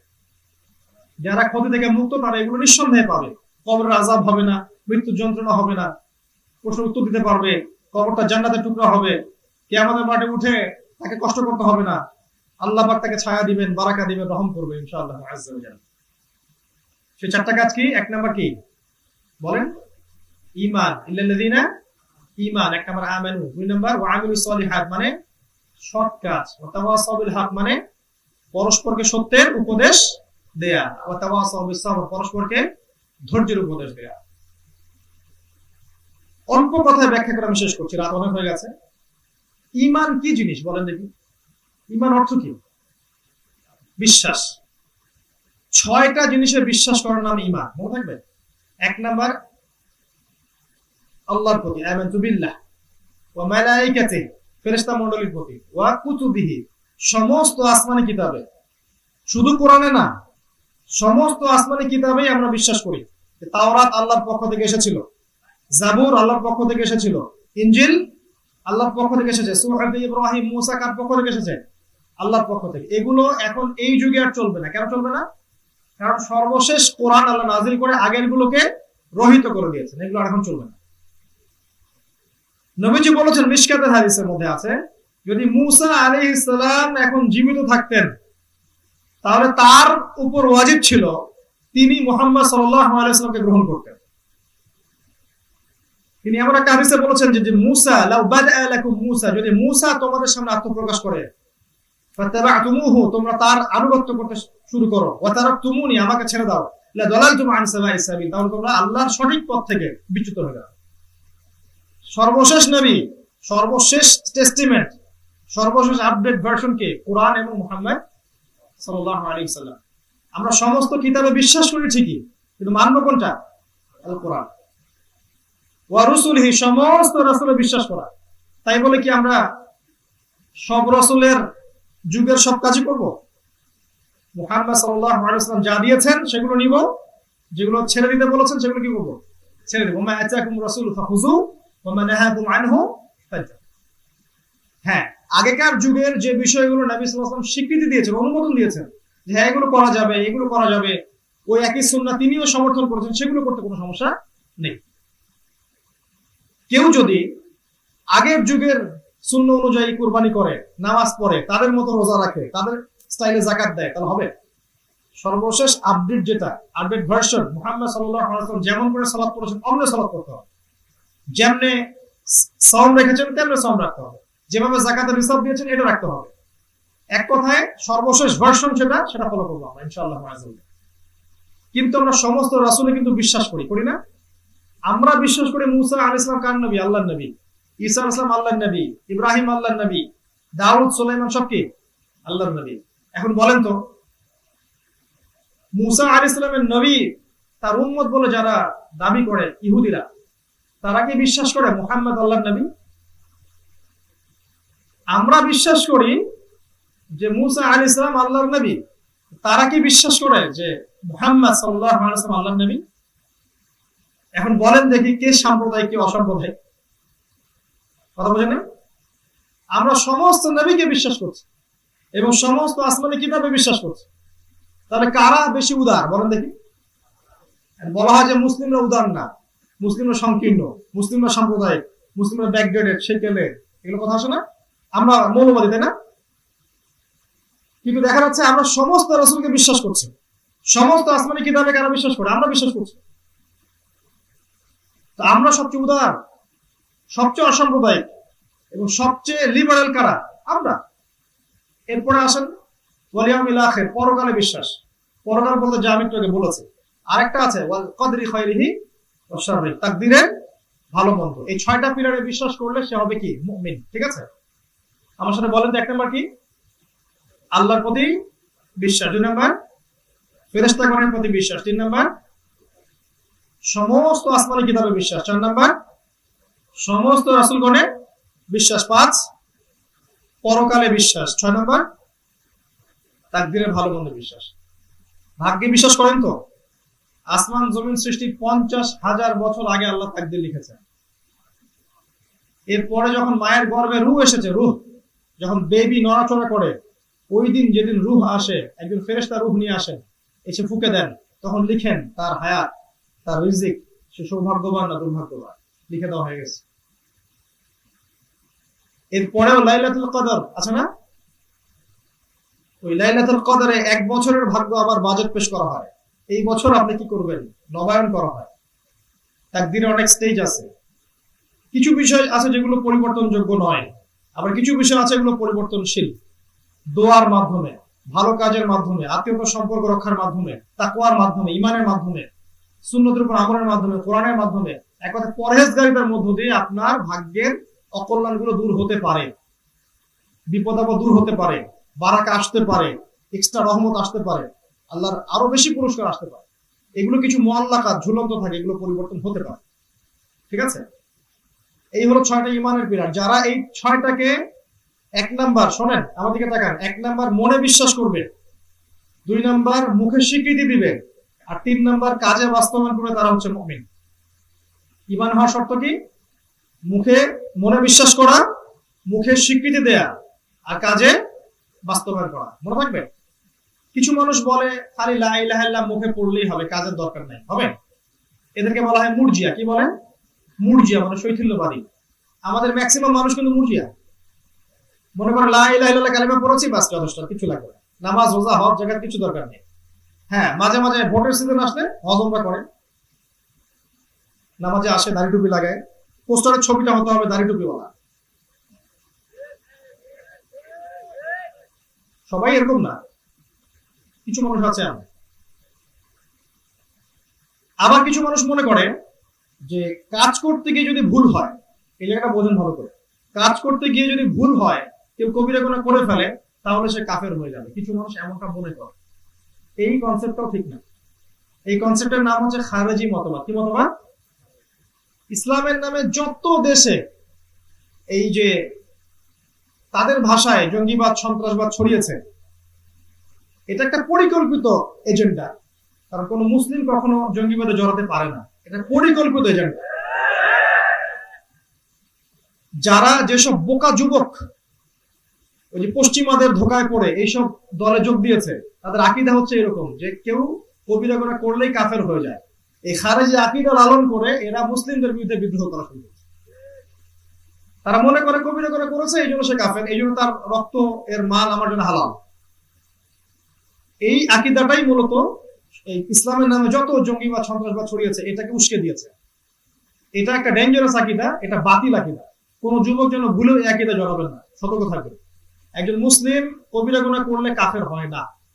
সে ফাসিক হতে পারে, জালেম হতে পারে, তার তওবার দরজা খোলা আছে। ঠিক আছে? মৃত্যু পর্যন্ত তওবার দরজা খোলা আছে, এবং কোন হালতে ওর মৃত্যু হবে এটা আল্লাহ দেখবেন, আমার দেখার দায়িত্ব না। এবং তার রক্ত, তার মাল আমার জন্য হালাল নয়। খেয়াল করে দেখবেন, এগুলো করে যেটা হয়েছে, মুসলিম রাষ্ট্রগুলোর মধ্যে অরাজকতা বৃদ্ধি পেয়েছে। এরা কিন্তু ইসরায়েলকে আক্রমণ করতে পারে নাই, করছে? কথা বোঝেন নাই? ইসরায়েলের এগেইনস্টে এদের কোনো জিহাদ নাই, সমস্ত জিহাদ মুসলিম দেশের বিরুদ্ধে। এগুলো পরিকল্পিত। টাকা, সান্টা ক্লজ থেকে টাকা আসে, সান্টা ক্লজ থেকে অস্ত্র আসে। সান্টা ক্লজ বোঝেন তো?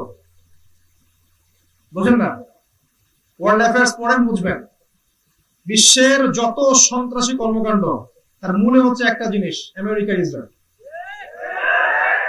এদের থেকে সবকিছু চলে আসে, সমস্ত পরিকল্পনা ওখানেই বাস্তবায়িত হয়। পরে আমরা অনেক সময় বুঝি, অনেক সময় বুঝি না। হতভাগা তারা, মুসলিম হতভাগা তারা, যারা এদেরকে বন্ধুরূপে গ্রহণ করেছে। নাউযুবিল্লাহ। এদের যে হতভাগা মুনাফিক গাদ্দার, এই উম্মার মধ্যে কেউ নেই। আল্লাহ বোঝার তৌফিক দান করুন। এগুলো কোরআনে আছে। আল্লাহ বলেছেন সূরা মাইদার মধ্যে, লা তাত্তাখিযুল ইয়াহুদা ওয়ান নাসারা আউলিয়া বা'দুহুম আউলিয়া বা'দ। সূরা মাইদা পড়েন, আল্লাহ বলেছেন লা তাজিদান্না আশাদ্দান নাস আদাওয়াতান লিল্লাযিনা আমানু আল ইয়াহুদ ওয়াল লাযিনা আশরাকু। কোরআনে আছে এগুলো। তাই বলে এদের সবাই যে খারাপ এমন নয়, কিন্তু তাদের মাঝে অনেক ভালো মানুষ আছে, কিন্তু ওই ভালো মানুষের কথা আসমান পর্যন্ত পৌঁছায় না। কথা বলেছেন তো? যেটা বলছিলাম, খারেজি আকীদা এদের ক্রিয়েটেড আকীদা। এই ফাঁদে কখনো পা দিবেন না। একজন মুসলিম লা ইলাহা ইল্লাল্লাহ কালিমা পড়াই যথেষ্ট নয়, আমল করতে হবে। আমল করতে গিয়ে ভুল হতে পারে, কবিরা গুনাহ হতে পারে, সে সুদ খেতে পারে, জিনা করে ফেলেছে, মদ খেয়ে ফেলেছে, ইত্যাদি ইত্যাদি, কিন্তু ওর তওবার দরজা খোলা আছে, ও হত্যার যোগ্য মানুষ নয়। ঠিক আছে? এদের বিরুদ্ধে বিদ্রোহ করে, রাষ্ট্র বিরুদ্ধে কোনো বিদ্রোহ করা যাবে না। করলেই মুসলিমদের ক্ষতি, উপকার নাই, ক্ষতি ছাড়া কোনো উপকার নাই। যতটুকু দেখছেন এতটুকু সংকীর্ণ হয়ে আসবে, এটাও থাকবে না। আল্লাহ বোঝার তৌফিক দান করুন, আমিন। 2 নম্বর, আমলুস সালিহাত। এই ঈমান পাকাপোক্ত করার পর যারা আমলে সালেহ করবে। আমলে সালেহ কি? এক কথায় উত্তর দিচ্ছি, আল্লাহ কোরআনে যা করতে বলেছেন তা করার নাম আমলে সালেহ। ঠিক আছে?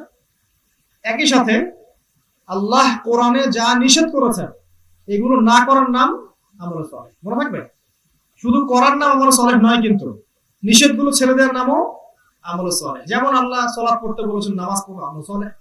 যাকাত দিবেন, আমলে সালেহ। হজ করলেন, আমলে সালেহ। উমরা করেন, আমলে সালেহ। পিতামাতার খেদমত করেন, প্রতিবেশীর হক আদায় করেন, স্ত্রীর হক আদায় করেন, সত্য কথা বলেন, সৎ কাজে আদেশ করেন, অসৎ নিষেধ করেন, সবই কি আমলে সালেহ। একই সাথে আপনি সুদ খাচ্ছেন না, ঘুষ খাচ্ছেন না, জিনা করছেন না, মদ খাচ্ছেন না, এগুলো না করাও হচ্ছে আমলে সালেহ। যে ব্যক্তি এই নিয়তে বিয়ে করেছে যে আমি আমার ইজ্জত সম্মান হেফাজত করার জন্য বিয়ে করছি, যাতে আমাকে জেনায় জড়াতে না হয়, এই স্ত্রীর সাথে যতবার সে মিলন করবে প্রত্যেকবারের জন্য সওয়াব পাবেন ইনশাআল্লাহ। মানে আপনি পাপ থেকে দূরে থাকছেন, এটাই হচ্ছে আমাদের সওয়াব। যে দাড়ি ছেড়ে দিয়েছে, আমি দাড়ি কাটবো না, আমি দাড়ি ছেড়ে দিব, ক্লিন শেভ করবো না, যতদিন পর্যন্ত দাড়ি আছে ও আমল সালেহ করতেই আছে, প্রত্যেক সেকেন্ডেই নেকি হচ্ছে। এই টাকুর উপরে আপনি কামড় পড়ছেন, টাকুর উপরে কামড় পড়েছেন, কেন নিচে পড়বেন না? যতক্ষণ উপরে পড়ে আছেন প্রত্যেক সেকেন্ডে নেকি হচ্ছে ইনশাআল্লাহ। সুন্নতি লেবাস পড়েছেন, সুন্নতের উপর আমল করছেন, সকাল সন্ধ্যা, সকাল থেকে সন্ধ্যা পর্যন্ত সমস্ত সুন্নাহ ফলো করছেন, ঘুমানোর সুন্নত, খাওয়ার সুন্নত, বাথরুমে যাওয়ার সুন্নত, পেশাব পায়খানার সুন্নত, আপনার কথা বলার সুন্নত, পড়াশোনার সুন্নত, নামাজের সুন্নত, জিকিরের সুন্নত, তেলাওয়াতের সুন্নত আছে না, দোয়া কালাম, জিকির আজকার, সারাদিন রাত এগুলো করছেন, প্রত্যেকটা কাজের বিনিময় কি হচ্ছে? কি হচ্ছে? আমল সালেহ। এক কথায় আল্লাহর সমস্ত আদেশ মেনে চলা আমল সালেহ, সমস্ত নিষেধ বর্জন করা আমল সালেহ। একই সাথে রাসূলুল্লাহ সাল্লাল্লাহু আলাইহি ওয়াসাল্লাম আমল সালেহ, তার নিষেধগুলো বর্জন করাও আমল সালেহ। শুধু আদেশ মানবো, নিষেধ বর্জন করবো না, এমন আকীদা চলবে না, মনে থাকবে ইনশাআল্লাহ। দুইটা হলো। 3 নাম্বার ওয়াতাওয়াসাউ বিল হক, হকের দাওয়াত। হকটা কি এখন আগে বুঝেন। হকের দাওয়াত দেওয়ার আগে হকটা কি সেটা আগে বুঝেন। কাইন্ডলি কেউ কথা বলবেন না, এখানে ডিস্টার্ব হচ্ছে। যদি কারো প্রয়োজন থাকে আপনারা সাইলেন্টলি উঠে যেতে পারেন, কোনো সমস্যা নেই। হকটা কাকে বলেন? আমি ধরেন একটা মতবাদ লিখলাম, বা আমি একটা দর্শন লিখলাম, আমি একটা যুক্তি লিখলাম, আমার দর্শন, আমার মতবাদ, আমার যুক্তি কি হক? বা সত্য মিথ্যা চূড়ান্ত মানদণ্ড কি আমার এই বুদ্ধিবৃত্তিক দর্শন? সত্য আর মিথ্যা চূড়ান্ত মানদণ্ড কোনটা, এটা বুঝতে হবে। উত্তর কে দিবে? উত্তর কোরআন দেখ, আমাদের দরকার নাই। উত্তর কোরআন দেখ, কোরআন আল্লাহর কালাম, তাই না? আল্লাহর যে সত্য সত্য কথা কে বলতে পারে? ওয়া মান আস্তাগু মিনাল্লাহি কিলা। আল্লাহ কোরআনে বলেছেন সূরা কাহফের 29 নম্বর আয়াত, আল্লাহ বলেছেন ওয়াকুলিল হাক্কু মির রাব্বিকুম। হক সেটাই যেটা তোমার রবের পক্ষ থেকে নাজিল হয়েছে। কথা ঠিক আছে? ফামান শাআ ফালইউমিন, যার ইচ্ছা হয় সে ঈমান নিয়ে আসুক, ওয়া মান শাআ ফালইয়াকফুর, যার ইচ্ছা হয় সে অস্বীকার করুক। ইন্না আ'তাদনা লিযালিমিনা নারা, আমি জালেমদের জন্য আগুন প্রস্তুত করে রেখেছি। তাহলে আল্লাহ বলেন হক কোথা থেকে আসে? আল্লাহর পক্ষ থেকে আসে। আল্লাহর পক্ষ থেকে কি আসে ভাই?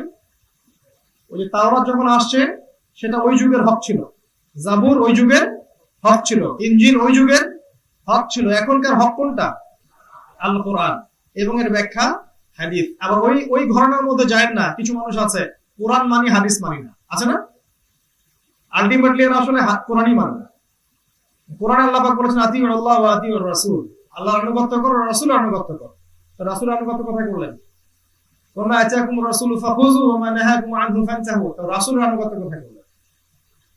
কোরআন এবং হাদিস একই আলোক উৎস থেকে এসেছে, এটা আলাদা উৎস থেকে আসে নাই।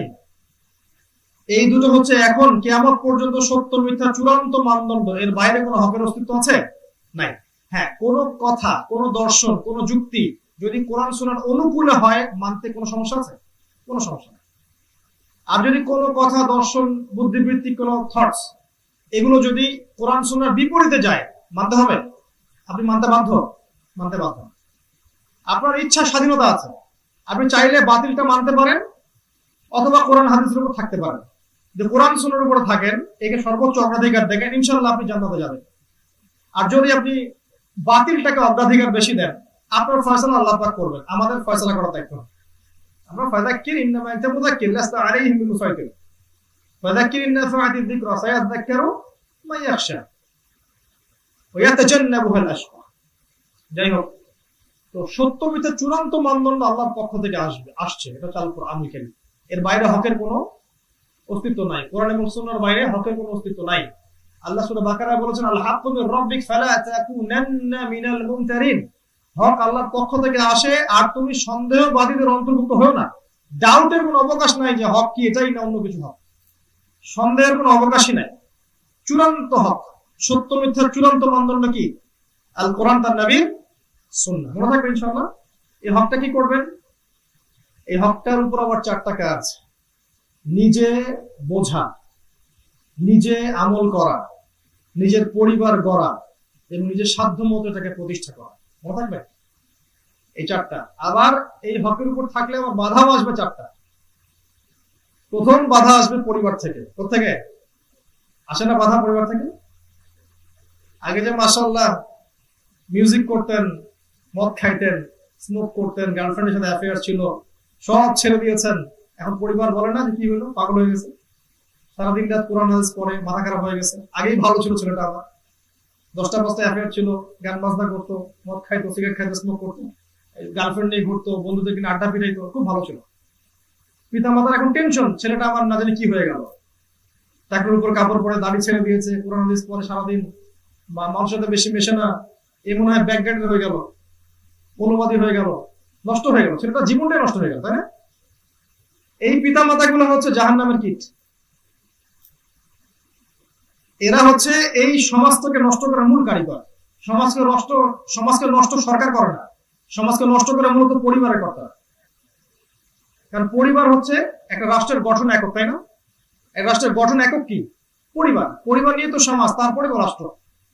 পরিবারের কর্তাগুলো সব জাহেল, মূর্খ, অজ্ঞ, দুনিয়া পূজারী। যুবকরা যখন ইসলামের দিকে ফিরে আসে, তাদের মাথা ব্যথা শুরু হয়ে যায়। কোনোদিন একটা বই কিনে দেয় না, একটা ওস্তাদ ঠিক করে দেয় না, কোরআন পড়ার টিচার দেয় না, মাদ্রাসায় পাঠায় না। কিন্তু যখন আল্লাহর পক্ষ থেকে হেদায়েত আসে, যুব সমাজ এবং যুবতীরা দলে দলে দিনের দিকে আসছে, মাথায় টেনশন, না জানে কি হয়ে গেল। এই পিতাদের, মাতাদের এবং পরিবারের কর্তাদের কি পরিণত হবে, এটা পরকালের মাঠে দেখে নিয়ে বলবো একটু। ইয়াউমা ইয়াফিরুল মারউ মিন আখিহি ওয়া উম্মিহি ওয়া আবিহি ওয়া সাহিবাতিহি ওয়া বানিহি লিকুল্লি ইমরিইন মিনহুম ইয়াউমাইযিন শা'নুন ইউগনি।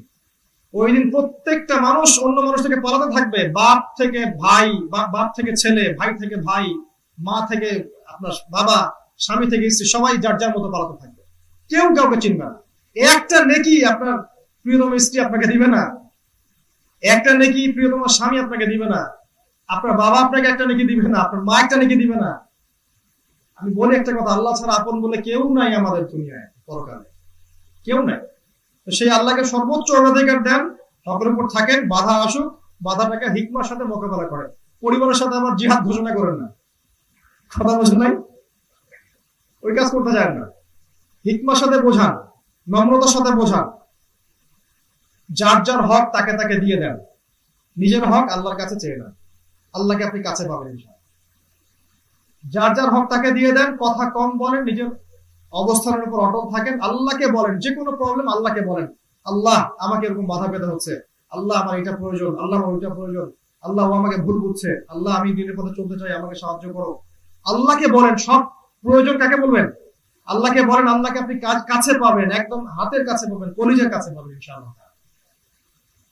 ওয়াইদা সাআলাকা ইবাদি আন্নী ফাইন্নী করিব। আল্লাহ বলেন, যখন আমার বান্দারা আমার সম্পর্কে জিজ্ঞাসা করে, বলো হে নবী আমি কাছে আছি, একদম কাছে। উজিবু দাওয়াতাদ দাঈ ইযা দাআন। যখন দোয়াকারী আমাকে আহ্বান করে, আমি তার দোয়া কবুল করি, আমি তার দোয়া শুনি। আল্লাহ পাক প্রচন্ড কাছে আছেন, আপনি কল্পনা করতে পারবেন না।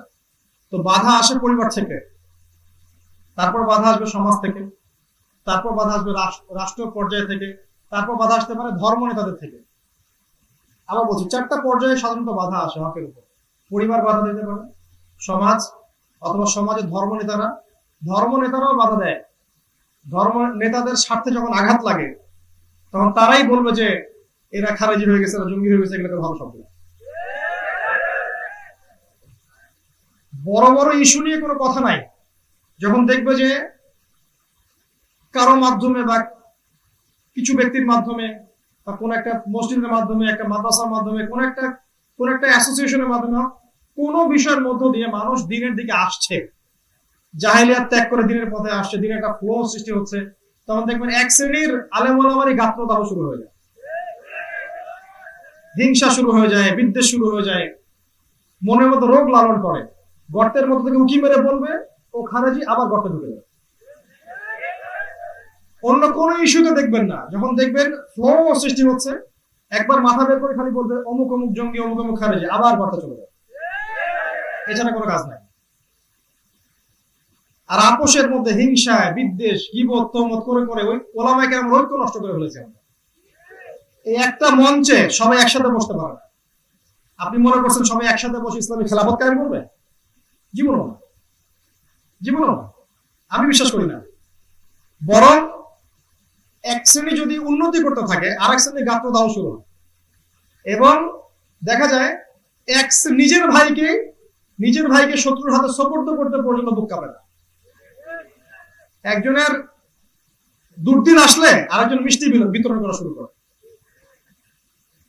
একজনের দেখা যায় যদি নাই, ভিতরে চলে গেছে, খুঁজে পাওয়া যাচ্ছে না, বা হ্যারাসমেন্ট আসছে, নির্যাতন নিপীড়ন চলছে, দেখুন অন্য কিছু মানুষ সেলিব্রেট করা শুরু করে। কত সুন্দর একটা কাজ করছে। হাবিল কাবিলের যে সুন্নাহ ছিল এটা চলছে এখন আর কি আমাদের মধ্যে, নাউজুবিল্লাহ। তো ধর্মনেতারাও বাধা দেয়। এখানে আমি বলবো কিভাবে সমাধান করবেন। সাম্প্রদায়িক বিভক্তিতে যায় না। আপনি একটা মাযহাব ফলো করেন, আলহামদুলিল্লাহ, কোনো সমস্যা নেই। আপনি আরেকটা মাযহাব ফলো করেন, সমস্যা নেই, করেন। আপনি একটা পীরের তরিকা মানেন, আপনি আরেকটা মানছেন, মানেন। আপনি একজন আলেমকে ফলো করেন, তাকে ভালো লাগে আপনার, তার বইপত্র পড়েন, লেকচার শোনেন। আরেকজন আরেকটাকে ফলো করছে, শোনেন। আপনি সবাইকে নিজের ভাই মনে করতে শেখেন, প্রথমত, এক না। দ্বিতীয়ত, সমস্ত উলামায়ে কেরামের বইপত্র, লেকচার আপনি খোলা মনে গ্রহণ করা শুরু করেন। এর মধ্যে যেগুলো কোরআন সুন্নাহর বেশি কাছাকাছি এগুলো গ্রহণ করেন, যেগুলো বিতর্কিত ছেড়ে দেন। আর কোন আলেমের অন্ধ অনুকরণ করতে যায় না, আমারও না, অন্য কারো না। আমার কোনো কথা যদি কোরআন সুন্নাহর অনুকূল হয় নিবেন, দলিল চেক করে দেখবেন, যদি মিলে তাহলে নিবেন। যদি দেখেন আমার কোনো কথা কোরআন সুন্নাহর সাথে মিলে নাই, প্রতিকূলে গেছে, ওই কথাটাকে নিয়ে ডাস্টবিনে ফেলে দেন, কোনো সমস্যা। একজন মানুষের সব কথা তো সঠিক হবে না, হবে? কখনো হবে না। এমন কোন মানুষ নাই এখন পৃথিবীতে, এমন কোন স্কলার নাই যার প্রত্যেকটা কথাই চোখ বন্ধ করে গ্রহণ করা যায়। যাবে না। এই জন্য লিবারেল হয়ে যান। এতে কি হবে? মনের দিক থেকে আপনি সবাইকে ভাই মনে করতে পারবেন, সবার দুঃখে আপনি ব্যথিত হবেন, সবার সুখে আপনি হাসতে শিখবেন। না হলে দেখবেন একজনের দুঃখে আপনি হাসছেন, আরেকজনের সুখে আপনি কাঁদছেন।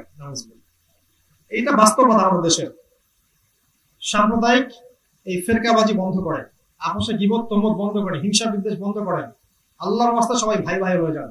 ভুল ত্রুটি হলে গঠনমূলকভাবে ধরিয়ে দেন। ইসলামের শত্রুদেরকে মুসলিমদের বিরুদ্ধে উস্কে দিবেন না। এতে করে আপনি উম্মর উপকার করছেন না, ক্ষতি করছেন। এক শ্রেণী মানুষকে আমি এমনও দেখেছি, জেনারেল লাইন থেকে উঠে আসা হিউজ পরিমাণ ছেলে যখন দিনের পথে আসছে, তাদের ভুল ধরা শুরু করছে, মানে এইটা ভালো না, ওইটা ভালো না। আমি একটা প্রশ্ন করি, আপনি জেনারেল লাইনে পড়া মানুষদের জন্য আলাদা কোনো মাদ্রাসা করেছেন? আলাদা কোনো সিলেবাস করেছেন? মনে করেন একটা ছেলে অনার্স পাস করেছে, কথা এবং অনার্স করছে সে মনে করেন পলিটিক্যাল সায়েন্সে, ভালো সাবজেক্ট না, ফিজিক্সে বা কেমিস্ট্রিতে বা ইকোনমিক্সে। এই ছেলেটা এখন দিনের জন্য কিছু করতে চায়, বুঝ আসছে, সে মাশাআল্লাহ কোরআন মুখস্থ করছে, সে হাদিস মুখস্থ করছে, সে আরবি পড়া শিখেছে, বিষয়ভিত্তিক বই পড়ছে। এখন এই ছেলেটাকে গড়ার দায়িত্ব কার? আমার না আপনার? এই ছেলেটাকে গড়ার দায়িত্ব উলামায়ে কেরামের। এই ছেলেকে গড়ার দায়িত্ব কার? উলামায়ে কেরামের। আপনি তার জন্য কয়টা প্রতিষ্ঠান করলেন? আপনি তার জন্য কয়টা সিলেবাস লঞ্চ করলেন? কয়টা ডিপ্লোমা কোর্স লঞ্চ করলেন? তাকে 5-6 বছর কোথায় পড়ানোর ব্যবস্থা করলেন? কিছুই তো করলেন না, খালি ওর সমালোচনা করতে আছেন। এর জন্য ওই বেচারা চেষ্টা করছে, আলহামদুলিল্লাহ। দেখা যায় পরে ওই বেচারাকে আল্লাহ পাক কবুল করে নেয়। এমন হয়, দেখবেন হিউজ সংখ্যক মানুষ জেনারেল ব্যাকগ্রাউন্ড থেকে উঠে আসছে এবং দিনের খিদমতে কাজ করছে। এখন ওয়াইন তাতাওয়াল্লাউ ইস্তাবদিল কওমান গায়রাকুম, তোমরা যদি মুখ ফিরিয়ে নাও, আল্লাহ পাক অন্য কওমকে হেদায়েত দিয়ে তোমাদের জায়গায় নিয়ে আসবেন। সুম্মা লা ইয়াকুনু আমসালাকুম, তারা তোমাদের মতো অপদার্থ হবে। আর সবচেয়ে বড় কষ্টের কথা একটা হচ্ছে, কোরআন এবং সুন্নাহর মতো অভ্রান্ত সত্যের উৎস থাকার পরেও এগুলোকে হাতে নিয়ে আমরা বিশ্বকে চ্যালেঞ্জ করতে পারি না। কথা কি বুঝতে পারছেন? কোরআন সুন্নাহ হাতে নিয়েও আমরা বিশ্বকে চ্যালেঞ্জ করতে পারি না। এর চেয়ে দুঃখের আর কিছু নেই আমাদের। তো আমরা আপোষের হিংসা বিদ্বেষ গীবত তহমত ফেরকাবাজির সম্পূর্ণ বিরুদ্ধে। অ্যাটলিস্ট আমার ভিউটা বলছে, সবাইকে ভাই মনে করেন, সবাইকে বুকের সাথে জড়িয়ে নেন। যার যার ভুল, সেই ভুলটাকে উম্মার ঐক্যের খাতিরে এড়িয়ে যান। আমাদের মধ্যে যে বিষয়গুলোতে ঐক্যমত আছে এগুলোকে আপনি গ্রহণ করেন।